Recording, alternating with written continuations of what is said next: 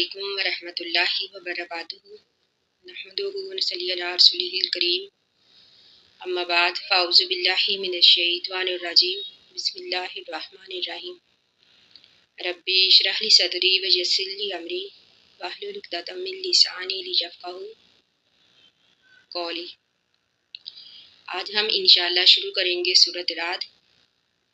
سورۃ رعد جو ہے یہ قرآن مجید کی 13ویں سورت ہے اور یہ مکی سورت ہے۔ اس کی 43 آیات ہیں اور 6 رکوع ہیں۔ اس سورت میں اللہ تعالیٰ کی قدرت کا ذکر ہے، نبوت کا اور قیامت کا ذکر ہے۔ آئیے ہم شروع کرتے ہیں۔ بسم اللہ الرحمن الرحیم۔ الف لام میم را تلک آیات الکتابی۔ تلک یہ آیات ہیں الکتابی کتاب کی۔ اللہ تعالیٰ فرماتے ہیں کہ نبی یہ کتاب کی آیات ہیں۔ کتاب سے مراد قرآن مجید۔ والذی وہ کتاب انزلہ نازل کی گئی علیکا آپ کی طرف من ربی کا آپ کے رب کی طرف سے، یعنی اس کتاب کی آیات ہیں جو آپ کے رب کی طرف سے آپ پر اتاری گئی ہے۔ الحق یہ کتاب جو ہے برحق ہے، یعنی اللہ کی طرف سے ہے۔ اس کے احکامات میں اور اس میں جو بھی اللہ تعالیٰ نے واقعات بیان کیے ہیں، جو بھی اوامر اور نواہی بیان کیے ہیں، اس میں کوئی بھی شک نہیں ہے، یہ برحق ہے۔ ولیکن لیکن اکثر الناس اکثر لوگ جو ہیں لا یؤمنون ایمان نہیں لاتے، یعنی اکثر لوگ جو ہیں اس بات پر ایمان نہیں لاتے۔ اللہ الذی اللہ وہ ذات ہے، رفع بلند کیا السماواتی آسمانوں کو بغیر عمد بغیر ستونوں کے، ترونہا تم اس کو دیکھتے ہو، یعنی ہا کی ضمیر آسمان کی طرف جاتی ہے۔ اب اللہ تعالیٰ کی قدرت کا ذکر ہے۔ اللہ تعالیٰ فرماتے ہیں کہ اللہ تو وہ ذات ہے جس نے آسمانوں کو بھی بغیر ستونوں کے کھڑا کر دیا۔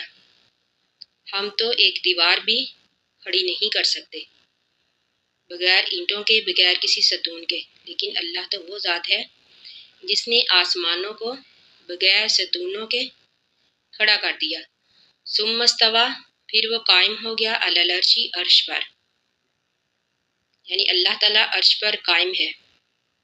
کس طرح، کس کیفیت سے، ہمیں اس کے بارے میں نہ تو جاننے کی ضرورت ہے اور نہ ہی بحث کرنے کی، یعنی ہمارا یہ ایمان ہونا چاہیے کہ اللہ تعالیٰ عرش پر قائم ہے، اور ہم کسی کے ساتھ یہ بات کو تشبیہ بھی نہیں دے سکتے، یعنی ہمارا یہ عقیدہ ہونا چاہیے، یہ ہمارے ایمان کا ایک حصہ ہے۔ اللہ تعالیٰ نے فرمایا کہ ایمان والے وہ ہیں جو حاضر چیزوں پر بھی ایمان لاتے ہیں اور غیب چیزوں پر بھی۔ تو ہمارا یہ عقیدہ ہونا چاہیے کہ اللہ تعالیٰ عرش پر قائم ہے۔ وَسَخَّرَ الشَّمْسَ اور مسخر کیا سورج کو، والقمر اور چاند کو، یعنی پھر اللہ تعالیٰ نے سورج اور چاند کو اپنے اپنے کام پر لگا دیا۔ کلٌ ہر ایک یجری چلتا ہے لیاجل مسمى ایک مقرر مدت کے لیے، یعنی اس سے مراد قیامت تک، یعنی اللہ تعالیٰ نے ان کو کام پر لگا دیا کہ وہ اپنے اپنے وقت پر چلتے ہیں، یعنی جس طرح سورج کا دورہ جو ہے ایک سال میں مکمل ہوتا ہے اور چاند کا ایک مہینے میں۔ اس کے علاوہ اور 11 سیارے ہیں، یعنی ان دونوں سمیت 11 سیارے ہیں۔ اللہ تعالیٰ نے یہاں پر دونوں کا ذکر اس لیے کیا کیونکہ یہ بڑے ہیں۔ جب یہ دونوں اللہ تعالیٰ کی حکم کے تابع ہیں، باقی تو ہوں گے ہی۔ اللہ تعالیٰ فرماتے ہیں کہ ہر چیز اللہ تعالیٰ کے حکم کے تابع ہے۔ سورج چاند بھی اللہ تعالیٰ کے حکم کے مطابق اپنی اپنی مقررہ وقت میں گردش پر ہیں۔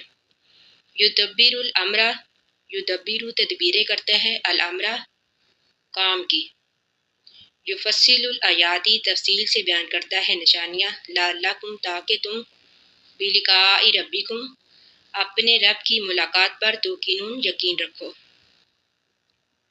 اللہ تعالیٰ فرماتے ہیں کہ اللہ تعالیٰ نے ان تمام نشانیوں کا ذکر اس لیے کیا تاکہ تم اپنے رب پر یقین رکھو، آخرت کے دن پر یقین رکھو، وَهُوَ وہ ذات پاک ہے مد الارض مدہ پھیلایا الارض زمین کو، وجعل اور بنائے فیہا اس زمین میں رواسیہ پہاڑ، یعنی اللہ تو وہ ذات ہے جس نے ہمارے لیے زمین کو بچھونا بنا دیا، پھر اس زمین میں میخوں کی طرح پہاڑ گاڑ دیے، ونہارن اور نہریں بنائیں، یعنی اللہ تعالیٰ نے نہریں جاری کر دی کہ ہم خود بھی سیراب ہوتے ہیں، اپنے جانوروں کو بھی کرتے ہیں اور اپنی کھیتیوں کو بھی سیراب کرتے ہیں۔